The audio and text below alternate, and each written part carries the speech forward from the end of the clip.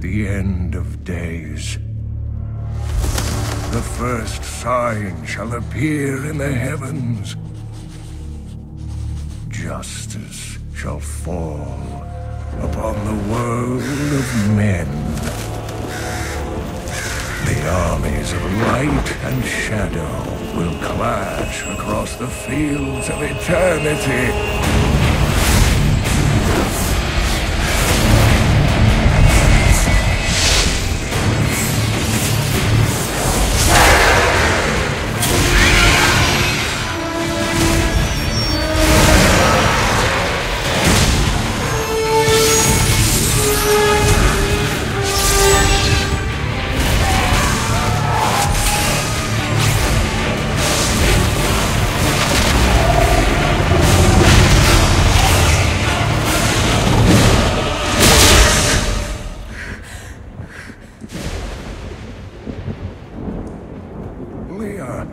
Are you all right, my girl? It was nothing, Uncle. Just a bad dream. We should be getting you home. But there's still work to be done. If these translations are correct, the powers of hell could already be on the move. The world must be told of the coming darkness.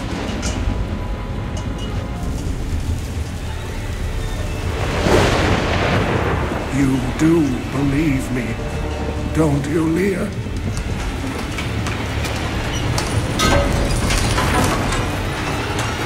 It has begun.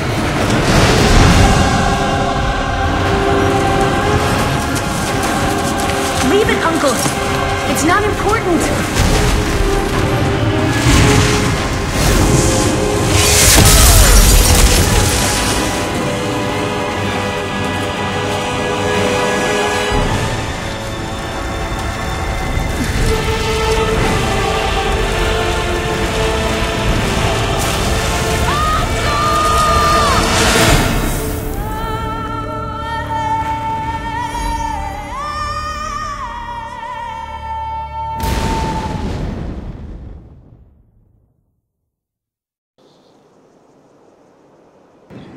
Hey guys, this is Kaiser, welcome to this video.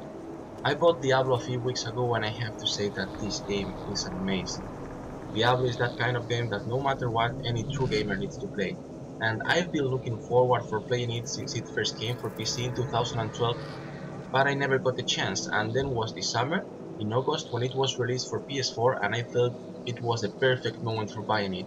Because don't forget it, Diablo is a must-have game.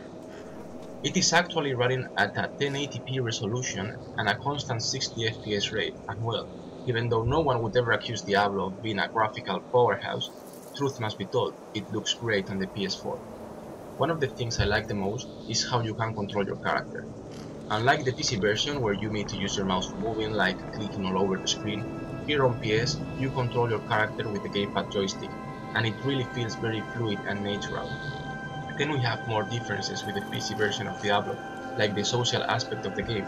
For example, here on PS there's no chat box, and we don't have leagues or clans, so we either play with our PSN friends or we can get killed by the matchmaking system.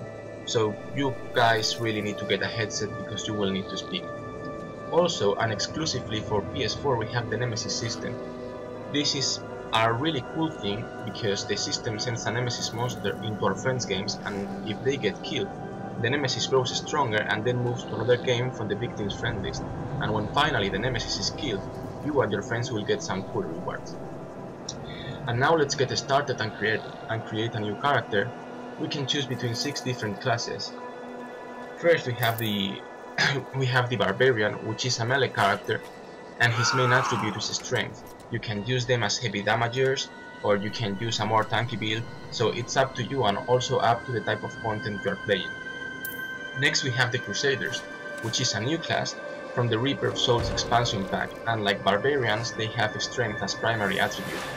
The Crusader is tankier and more supportive, and also they are a bit slower than the rest of the classes, but in return they have some interesting passive skills and party buffs. Then we have the Demon Hunters. This is a class made for those who like to strike from the distance. The hunter is capable of setting traps, summoning minions, and firing off a wide array of special arrows. It basically uses two resources, hatred and discipline. Hatred is for offensive spells and discipline is for more defensive moves, and also they have dexterity as primary attribute. Then we have the monks. Monk is the 4th class and they are great damage dealers. They have super fast attacks and their main attribute is dexterity. Spirit is the resource of the monk, and you can generate it with the monk's primary moves. Then we have the witch doctor. The witch doctor is a class that employs many pets, curses and poisons for fighting the enemies, and they also have great crowd control capabilities and their main stat is intelligence. Finally we have the wizards. The wizard is all about damage. It's a ranged class and they have incredibly strong attacks that can deal huge amounts of AoE damage, and the same as the witch doctor, they share primary attribute and they use intelligence. So alright, I'm going to get now my character and I'm going to choose the Crusader. And well, here on Diablo we don't have many customization options and we can only choose the gender and the name. So let's take a look to the different genders. Yeah, this is the Barbarian female and the rest of them. So I'm going to take a Crusader and I'm going to stick to the default name. So let's continue to the main menu. Okay, so this is the main menu and here we can choose the game modes. We have campaign and adventure. The campaign is the Diablo storyline and there are 5 different acts. The first 4 ones belong to the classic game and the 5th one is part of Reaper of Souls. But we won't be able to play the adventure mode until we have finished with all the 5 acts. So once we have done that, you can create a game with all the acts and waypoints unlocked. Also all the quests and story events will be disabled. And this is what all the endgame players play because this mode provides new objectives not found in campaign mode, like bounties and rifts. And I forgot to mention that both modes can be played either solo or in group. And if none of your friends is online, you can use the matchmaking system and you will get grouped with some random players.